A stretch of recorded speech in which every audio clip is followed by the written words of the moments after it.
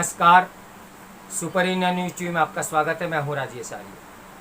आइए देखते हैं आज का विशेष समाचार। याद रहनी चाहिए विभाजन की विभीषिका। 14 अगस्त विभाजन की विभीषिका दिवस मनाने का सरकार ने आयोजन किया। विभाजन ने देश की सीमाओं पर रेखाएं ही नहीं बल्कि देश के मानस पटल पर भी सांप्रदायिक विभाजन की एक स्थायी लकीर खींच दी है। देश का विभाजन एक अमानवीय त्रासदी थी। वह अपने साथ भारत का दुर्भाग्य लाई थी। इतिहास के इस कलंकित अध्याय से सबक लेने के लिए ही 14 अगस्त को विभाजन विभीषिका स्मृति दिवस मनाने की पहल हुई है। विभाजन के बाद बने पाकिस्तान में हिंदुओं और सिखों के साथ क्रूरता की पराकाष्ठा की गई। मंदिरों गुरुद्वारों में शरणार्थियों को जलाकर मार डालती उन्मादी भीड़ का बोलबाला था। उत्पीड़न से मजबूर होकर पाकिस्तान से बड़े पैमाने पर पलायन हुआ। वहां से आने वाली शवों से अटी पड़ी रेलगाड़ियों की स्मृतियां आज भी सिहरन पैदा करती है। ऐसे भीषण सांप्रदायिक संघर्ष के बाद भी समस्या का समाधान नहीं हुआ। फिलहाल हम एक अस्थायी युद्ध विराम में हैं। इसका ही प्रमाण है कि पाकिस्तान और बाद में उससे अलग हुए बांग्लादेश में हिंदुओं की संख्या निरंतर घटने पर है। उनकी प्रताड़ना जारी है। आए दिन नाबालिग हिंदू बच्चियों का अपहरण कर उनका बलात् मतांतरण कराकर निकाह कर दिया जाता है। अब तो इसे लेकर वहाँ सवाल भी नहीं किए जाते। लगता है सारी संवेदनाएं मर गई है। हमारे देश की वोट परस्त राजनीति ने भी कभी उनकी सुध लेना गवारा नहीं समझा। जहां पाकिस्तान में हिंदुओं और सिखों पर अत्याचार हो रहे थे, वहीं भारत में महात्मा गांधी और जवाहरलाल नेहरू मुसलमानों की ढाल बने हुए थे। उन्होंने न केवल मुस्लिमों की रक्षा की बल्कि उन्हें आश्वस्त कर भारत में बसे रहने के लिए प्रेरित भी किया। यहाँ नेहरू लियाकत पैक्ट को नहीं भुलाया जा सकता, जिसमें यही शर्त थी कि दोनों देश अपने अपने अल्पसंख्यकों की सुरक्षा और उनके कल्याण के लिए प्रतिबद्ध होंगे। वर्ष 2050 में हुए इस समझौते का भारत ने तो अक्षरशः पालन किया, लेकिन पाकिस्तान में अल्पसंख्यकों पर अत्याचार बढ़ते गए। समझौते का उल्टा ही असर हुआ। इसने पाकिस्तान के हिंदुओं का भारत आना रोक दिया। इस कारण हिंदू और सिखों को या तो इस्लाम स्वीकार करना पड़ा या फिर वे मौत के घाट उतार दिए गए। वहाँ जो आज बचे कुचे हिंदू हैं, वे विश्व के सबसे प्रताड़ित समाजों में से एक हैं। मोदी सरकार ने उपमहाद्वीप में प्रताड़ित अल्पसंख्यकों की इसी पीड़ा को समझते हुए उन्हें देश में शरण देने के लिए नागरिक संशोधन अधिनियम यानी CAA बनाया। पर अफसोस यही है कि देश के तमाम इलाकों में उसका विरोध प्रदर्शन शुरू हो गया। उसमें शाहीन बाग जैसे प्रतीक स्थल बन गए। ऐसा प्रायोजित विरोध यही दर्शाता है कि 75 वर्षों में भारत का सांप्रदायिक परिदृश्य असंतुलन का शिकार बना हुआ है। आखिर अंग्रेजों की बनाई उस नकली सरहद रेड क्लिफ लाइन के पार छूट गए हिंदू सिखों का गुनाह क्या था? वे भी तो देश के नागरिक थे, जैसा कि दिल्ली, लखनऊ और भोपाल आदि जगह जगह पर रहने वाले भारतीय। उस दौर में लाहौर में हिंदू सिख बेटियां, महिलाएं जोहर कर रही थी।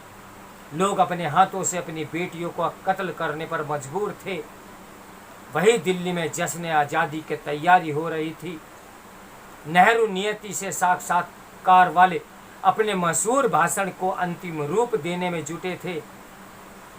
गांधी जी कलकत्ता में जूझ रहे थे, जबकि कायदे से उन्हें लाहौर में होना चाहिए था। गांधी जी ने कलकत्ता की तो विभीषिका से बचा लिया, लेकिन पूर्वी बंगाल में हिंदुओं के दमन को न बचा सके, तब माउंटबेटन की सेना क्या कर रही थी? उसे सीमाओं पर तत्काल क्यों नहीं तैनात किया गया? विभाजन का यह दौर इतना विभीषित था कि राजधानियों से लेकर दूर दराज के गांव कस्बों में भी शरणार्थियों का रेला आता समाता रहा। उन्होंने यहाँ अपने जीवन की नई शुरुआत की। वे यूरोप से इजराइल आ रहे यहूदियों की तरह थे। वे पहाड़ों से लेकर जंगलों तक जाकर बसे।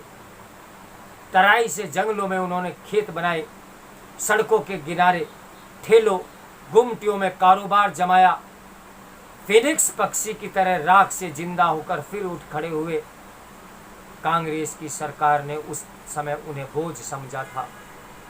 उन्हें ताने सुनाए जा रहे थे, जबकि उनकी यह दुर्दशा उन्हीं नेताओं के कारण ही हुई थी। असहयोग आंदोलन के दौरान खिलाफत आंदोलन के समर्थन से गांधी जी रातों रात मुस्लिम समाज के नायक बन गए। उन्होंने जिन्ना को हाशिए पर धकेल दिया। संभव है कि यह उनका प्रच्छन्न लक्ष्य भी रहा, लेकिन इस पड़ाव ने राजनीतिक परिदृश्य पर सांप्रदायिकता की स्थायी आमद दर्ज करा दी। तुर्की में खलीफा की बहाली हमारे देश की समस्या नहीं थी। यहाँ तक कि अरब और ईरान जैसे देशों में भी इस पर कोई प्रतिक्रिया नहीं थी। भारत में भी मौलवियों में इस विषय पर तमाम धार्मिक चर्चाएं चल रही थी, लेकिन गांधी जी इस मुद्दे को हाशिए से उठाकर राजनीतिक परिदृश्य के केंद्र में ले आए। ये भारतीय राजनीति में सांप्रदायिक तुष्टीकरण का पहला प्रयोग था, जो इतिहास के पड़ावों से गुजरता हुआ अंततः विभाजन की ओर चला गया। देश में सांप्रदायिक दंगों का जो सिलसिला खिलाफत आंदोलन के असफलता की प्रतिक्रिया में 1921 में मोपला सांप्रदायिक नरसंहार से प्रारंभ हुआ था, वह लगातार होते हुए दंगों से गुजरते हुए विभाजन की विभीषिका तक लाखों देशवासियों की बलि लेता चला गया।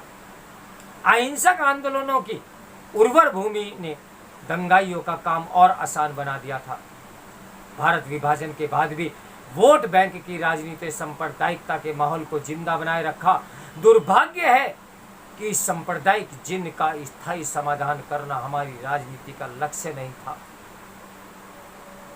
विभाजन ने हमारी सीमाओं पर रेखाएं ही नहीं खींची, बल्कि देश के मानस पटल पर भी सांप्रदायिक विभाजन की एक स्थायी लकीर खींच दी है।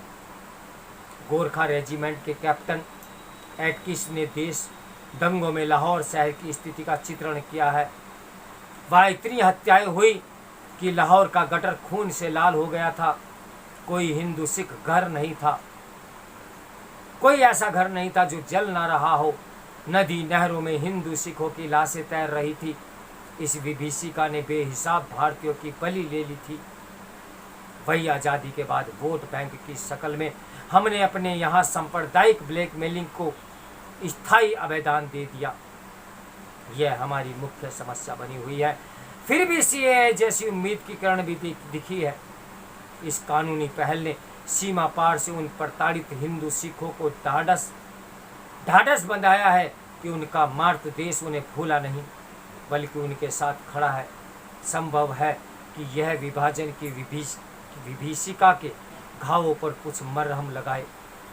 75 वर्षों लग गए इस समाचार को बनाने के लिए। तो मेरे साथ बने रहिए सुपर इंडिया न्यूज़ टीवी की ब्रेकिंग न्यूज़ के लिए। नमस्कार, मैं हूँ राजेश आर्य।